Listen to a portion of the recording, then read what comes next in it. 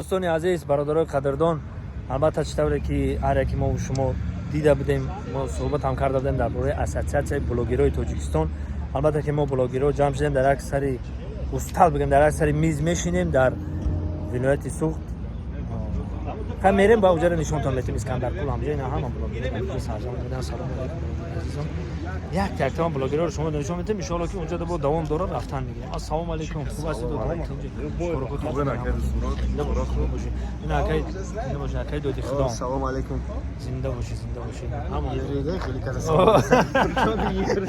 چطوری правильно йду, خیلی میر محبت.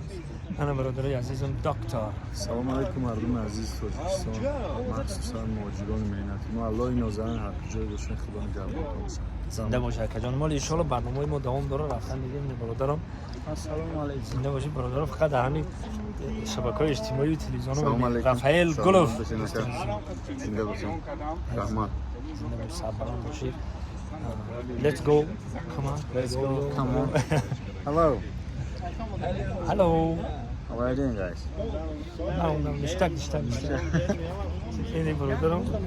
شف پور کاک. باید بکارایی. داخلی در دیوال درست میکنه از آب سوزه میکنه، دیوال درست میکنه از آب بکشن نمیاد.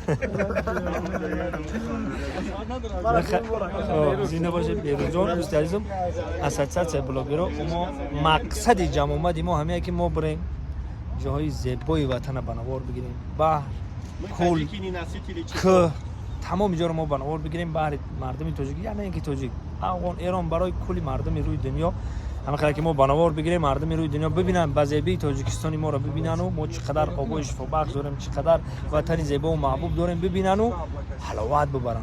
یک جای میریم ان شاء الله که ما در سفریم، شما دوگو باشید، میریم تماشا میکنیم.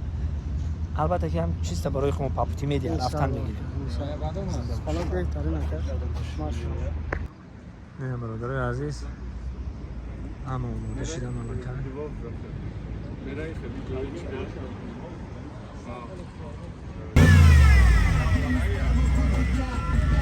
نه همه برادرها جمع شده استیان.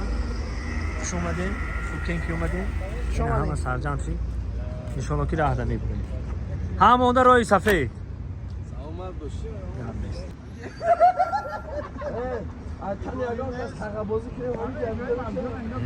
بخیر جانم این رسیدم بچه ها که همه شما دان کسی 7 کیلومتر دیگه مثلا هست نیست، همه هست همه در هست نیست هست نزدیک بشه همه روی سفید روی سفید اکی محمد شما ماشین بده بشه